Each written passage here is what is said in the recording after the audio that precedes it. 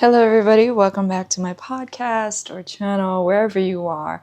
My name is Adria. Welcome back to Conversations with Adri. For starters, again, I am not a therapist. I am not a theologian. I am not a spiritual leader, preacher, teacher, or any type of that stuff. I'm just, again, a normal person navigating through life, balance, faith, relationship with God, all these different aspects that hopefully you can find relatability to. But also, the reason why I started this podcast is to create a safe space, not just for myself, but for people who do come across this platform. Again, this is relatively new in a way, and I have decided to do everything I can in my power to at least post once a week. We're just going to talk about an array of different things, whether it's about mental health, it's about spiritual life, testimony, God, whatever the case is. We're going to dive into that, hopefully, as this podcast continues and grows and whatever the case is.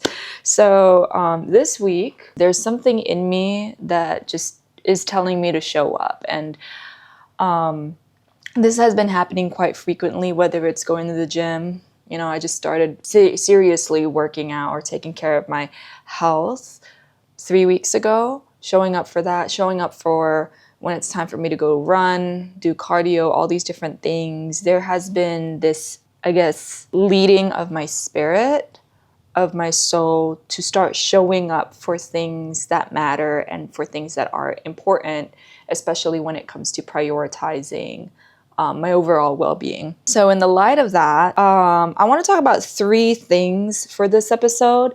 I know for the past couple episodes, I've been diving and throwing into, like, going deep into lessons, all these different things, but I just want to focus on talking about a few things at a time, so that way I won't get overwhelmed or overstimulated, and you won't get overwhelmed or overstimulated. The first thing that I want to talk about is learning to be present. With you learning to be present, or with me learning to be present, it is a lot harder than what many people make it seem to be. Being present requires you to just fully immerse yourself in the reality of what's right in front of you. So however that looks like for you, whether it's your personal life, your work life, your social life, whatever it is, like every moment that takes place in the aspect of what's right in front of you, or what's that reality, you hone into being fully present in that moment. I didn't realize how difficult it is to do that when you're so used to living in your head and you're so used to planning or imagining how life would go and all these different things. What if this works out? What if that works out?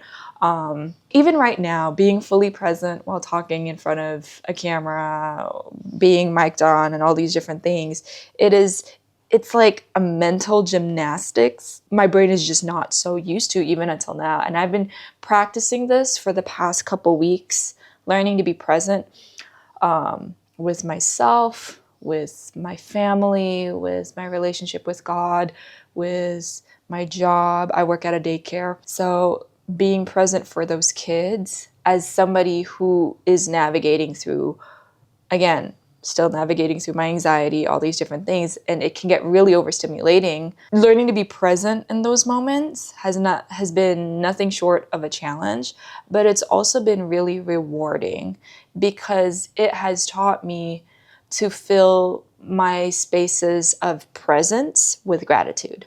And gratitude does something to you. It keeps you in a place of, it brings you to a place of peace. It brings you to a place of, man, like things may not be working out the way you expect it to be, or you don't see your life in a space where you would personally want it to be. But when you enter into a place of gratitude in the presence, there's so much humility that comes in.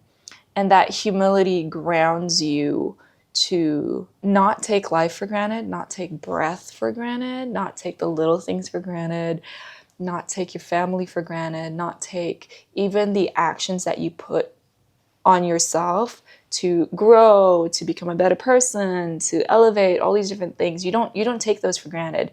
And above all, like for me, I am a Christian, so my relationship with God and my faith in him and how he is producing that faith within me, I'm so grateful for that, because there are moments where I'm like, I can't do it, whether it's working with the kids or showing up for this podcast when I'm really uncomfortable or I don't feel like doing it, whatever the case is. It has been so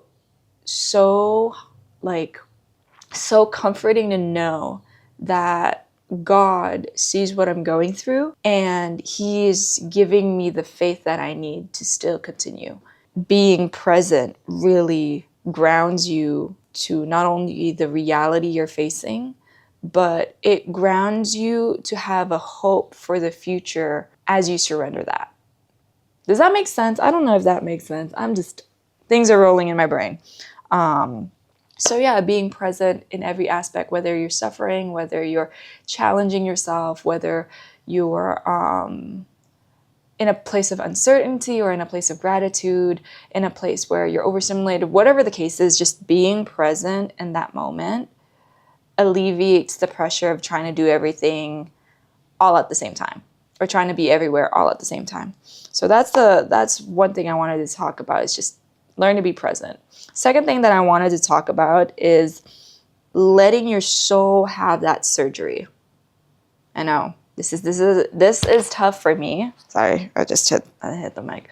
This is really tough for me because for the longest time, I have always been in and out of relationships. And I never really gave myself a space where it's just me and I sit with my own thoughts. I sit with my own anxieties. I never gave myself that space of just me until my most recent relationship had ended. So I'm now in a season of my life where I cannot harden my heart. As hard as it is, and as much as my ego literally wants to be like, nope, I don't want to do this. I want to go back to my old patterns, all these different things. I don't want to be a better person, whatever the case is. I want to go back to what I'm comfortable to do. Present me is like, no, I am going to let my heart soften and I'm going to let my soul have that surgery. And the verse that really stuck to me when I was thinking about this and when I was ruminating about this was Psalm 51:10, and the first part of that verse says, "Create in me a pure heart, O God." And there's a lot of weeding that comes out, a lot of patterns that I had learned when I was young, and I thought my brain thinks it's normal, and so I repeat it over and over and over again. And now it's like, I need to allow my heart and I need to allow my soul to rest from those patterns, to finally be like, okay, this has to stop. This certain pattern has to stop. The way you're doing things that are not healthy, that are toxic for you, needs to stop. And my soul within me is saying like, hey, you got to let God in. And letting God in this time of my life, it's so different because, again, I grew up in a very religious home. I grew up in a Christian home, but I didn't really have like a real genuine relationship with Jesus until 2 years ago. So now I'm like relearning who God is, not from a place of my upbringing, but from a place of my present moment. In the light of that, letting my soul be dissected in a way where it's not only uncomfortable, but it's also painful, yet peaceful, has been so crazy to me. And in order for me to allow that to take place, I needed to learn not to harden my heart. I needed to teach myself, and I'm still teaching myself this now, to open my heart and feel and allow my heart to be in a posture of vulnerability and humility, having faith in God that he's going to protect me when my walls are finally down and when my walls are finally like not shielded even towards me. And it feels so weird. Guys, it feels so weird. I can't even fully describe that feeling, but walking every day in the present moment of vulnerability, having faith in God, who you cannot physically see, to protect you and to protect the peace that he's curating within you, so that you can come out of this season a more stable, a more fulfilled, a more joyful person. All I can say that when you're in this space, don't harden your heart. When you're being led into this space, into this time where you're no longer pursuing, but rather you're pulling back and you're resting, don't harden your heart. Let it in. It's going to be tough. It feels so painful. It feels weird. It feels peaceful all at the same time. But don't harden your heart. Let your soul have that surgery. So that's the second thing. The last thing that I wanted to talk about today is I am learning to lean in. I am learning to lean in to discomfort and suffering. And what I mean by that is, again, I've said this before, I am somebody who is navigating through anxiety. And when I talk about anxiety, I mean, I'm talking about like there's legitimately this physical tension in my brain. And I know and I understand that it's my prefrontal cortex rewiring itself not to be on hypervigilance mode. So at the end of the day, I'm always like mentally exhausted because there's this physical tension going on in my brain, and I'm also working on navigating new things. I'm basically unlearning the crap that I learned growing up so that I can grow into the person who I'm meant to be. Like, I'm unlearning so I can relearn things all over again. And to do so with grace for yourself in the present, but also seeing all these different versions of you in the past, all coming alongside of each other and all working together. There's so much fear that comes with that. And the fear for me is like, what if I'm going to panic again? What if I'm going to have another mental breakdown? Or what if I can't handle it, or whatever the case is? And in moments like that, I just had to learn that the more I surrender and the more I embrace the mystery of it all, how this is all going to pan out, or how all of this is going to work out, the more I become connected with myself, with who I am, with God, with my family, with my coworkers, with my friends, all these different things. I become so much more connected. And it feels like a paradox, because it's like the natural thing to do is to control, right? The natural thing to do is to hold on to things, to grab onto things. But this time, it's like, I've done all of that. I've done all the controlling, all the grabbing onto, and all the holding onto, and all these different things from my teen years up to my early 20s. And so now that I'm stepping into my late 20s, it's like my body, my soul is being told to do the complete opposite, to embrace the mystery, to step in and to lean in when you're uncomfortable, or to lean in when you're vulnerable, and when you're suffering, and when you're in pain. I am learning to really trust God in the mystery of it all. And I'm learning that, hey, as much as I'm a planner, as much as I love to plan things and I love to foresee things and I want to take the right steps to go towards a specific direction in my life, I'm being taught, weirdly enough, to just simply surrender and to step into the mystery of being still and just knowing that God is God. And that's terrifying to me. Like, not knowing is absolutely terrifying to me. Not knowing is absolutely terrifying to me, because I'm like, I've always been the person who's comfortable with knowing. I find so much comfort in that. But this time it's like, no, why don't you learn to step into the mystery and just trust God? Trust the process you're in. Find that when you're doing this, you're actually flourishing and you're building and you're finding so much more fulfillment. And I'm like, excuse me, fulfillment where? In the unknown? That doesn't seem comfortable to me. And again, the leaning in principle, when it's uncomfortable, you lean in. It's weird. It's so weird. And yet here I am learning to do that.